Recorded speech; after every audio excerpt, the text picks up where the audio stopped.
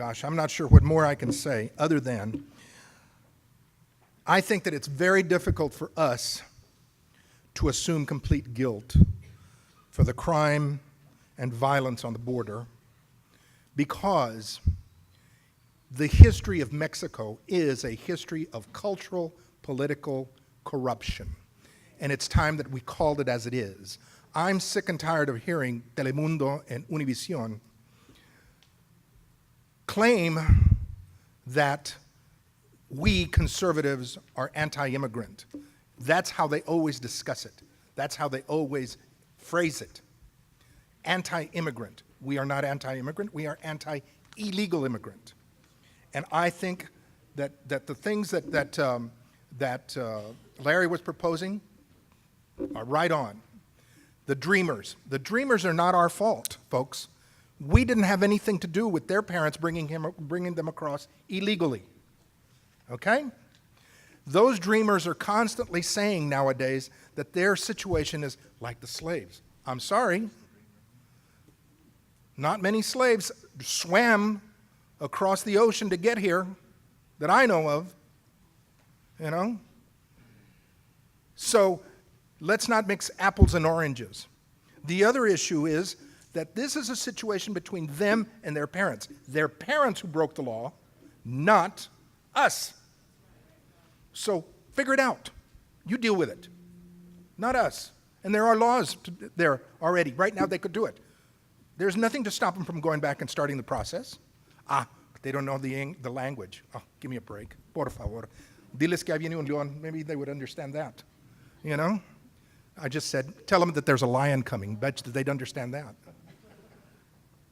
The issue, again, folks, is that I'm sorry, but I have no confidence in our friends across the aisle on this bill. As Mr. Reagan used to say with the Russians, with the communists, trust but verify. And there's no way that we can do that on this one. There is no way. It sounds great. We lead with our hearts. We've got to, we can't scare Hispanics.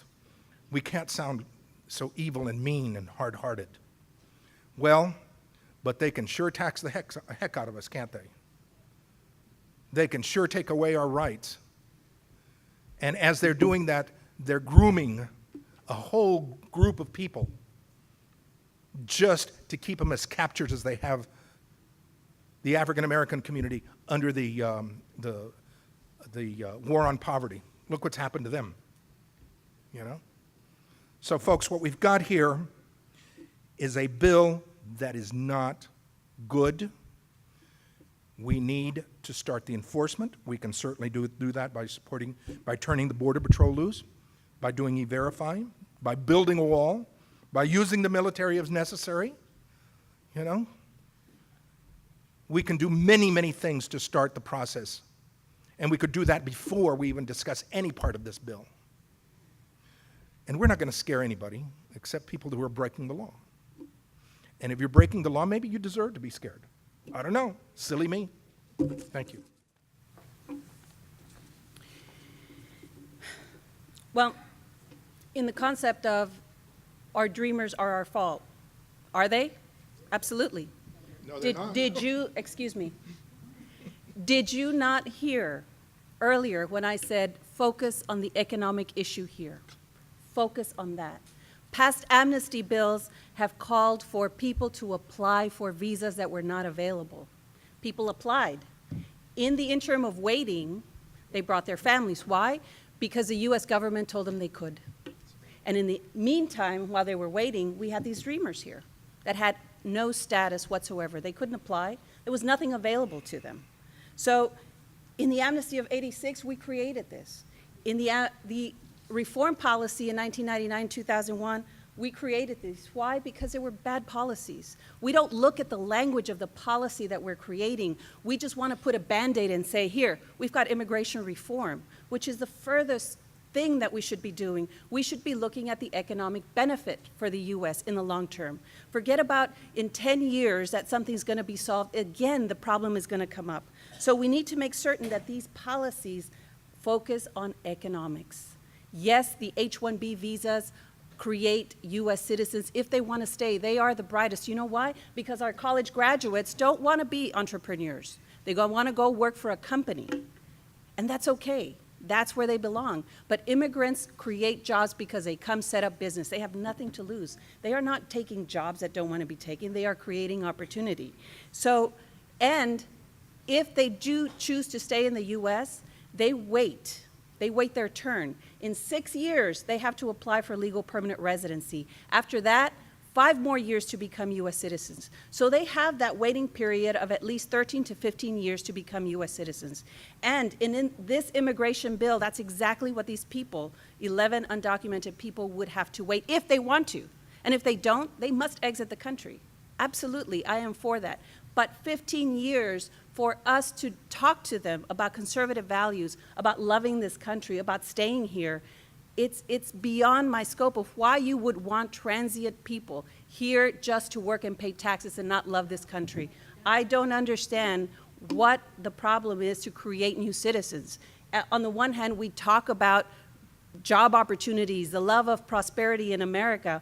On the other hand, we talk about exiting opportunity for us. People from outside the U.S., they want to come here. They want to invest in us. They want to create jobs and opportunities.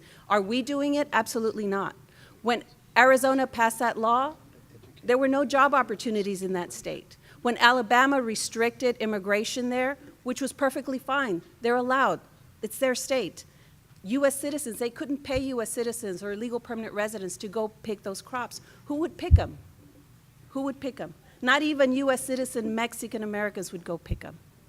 What does that mean? We need to open up worker visas for people to come here temporarily, work, and then leave.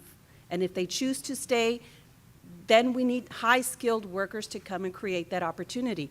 We don't have that. We're going to end up with an inverted triangle where our aging population is bigger than our worker population, and we have no more workers paying into our system to give us those entitlements that we all will receive when we're 65. I want my entitlements. Do you? I do. But we just don't have sufficient workers to do that right now.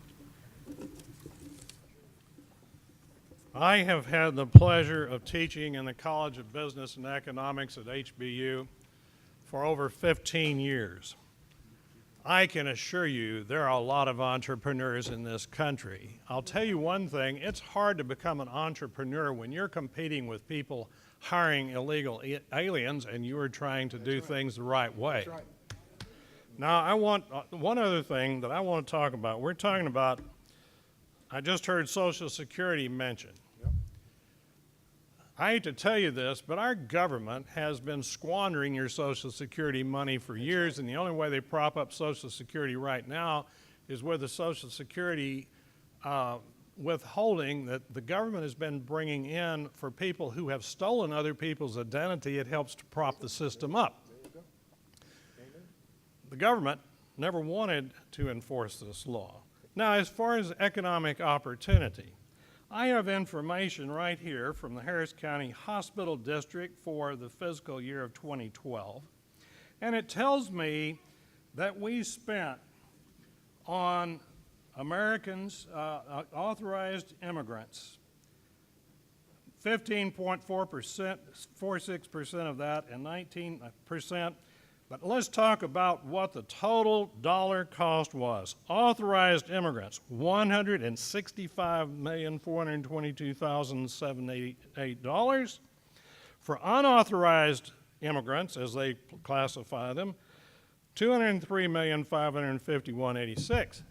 Let me tell you something, folks. That's a lot of money. And if you go over and look at how much is spent on schools, we're talking about somewhere in the neighborhood of $800 million for English language learners. Now, our city, the city of Houston, has a big problem. We're always being told that we have a problem with unfunded pensions for our firefighters and police. I guarantee you something, you don't have to raise taxes to cover that. All you have to do is do a little bit of law enforcement, and you can start to bring down these numbers. It's an amazing thing how if you just call and ask the people, if you know how to ask the question right, you can find out how much was spent. Now, at HISD was $820 million. Out at Cypress Fairbanks, I believe it was $55 million. These are just the tip of the iceberg, folks. This is all over our state. So when we start talking about this, there has to be a real calculation of what is it really that we are gaining, what is it that it is costing us. I don't want to belabor all of this, so I'm going to sit down, Dale. Well, certainly we have a lot of issues, and Larry, share your concern about the costs of illegal immigrants in this country.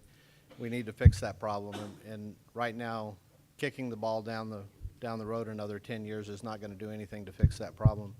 Let's talk about the cost, since you're concerned about cost, of your felony illegal immigration program. Currently, in most cases, illegal entry into the United States or unlawful presence in the United States is a civil violation. It's handled in magistrate courts. There's no automatic entitlement to representation by counsel. They have mass hearings where they'll have a room full of people like this, and they'll go through their hearings and they handle that, and off they go. Make it a felony. Now it's a criminal charge. Now they're entitled to individual counsel paid for by you, Larry. How many federal judges are you willing to hire at $200,000 a year to hear all these cases individually, each case individually? How many prosecutors, U.S. attorneys are you willing to increase? How many courthouses are you willing to build? What's the cost of all of that? Criminalizing a civil offense is not the answer to this problem. It will add tremendous cost, tremendous burden to you, the taxpayers, and keep from solving the problem, which is finding ways to increase our legal workforce in this country. We don't have enough manual laborers in this country. We don't have enough high-tech workers in this country. Our schools aren't built right now to create manual labor people. How many of you want your kids to grow up to be garbage collectors or crop pickers? Or no, you want your kids to go to college and have the best achievements and opportunities that they can. But we still need our garbage picked up. We still need our crops picked. We still need our buildings built, our houses built. Companies are wanting to do the right thing, but our current E-Verify system is broken. It has no way of checking that John Doe that hands you a 1932 Social Security card that you can go down to any flea market and buy one that looks better than the original. They have no way of telling that that John Doe is actually the John Doe that's standing in front of you. There's no biometric identification to that. We're asking that biometric identification be put in place. We're asking that we fix problems now, today, and not kick the ball down the road. We need to have an open discussion about this. We don't need to pass a bill so that we can find out what's in it. Thank you, Nancy Pelosi. We need to make sure that the bill meets the economic needs of our country. And since when is it a bad thing for businesses to be able to get the labor that they want at a cost that they can afford to pay? I thought we were the party that supported business and supported enterprise.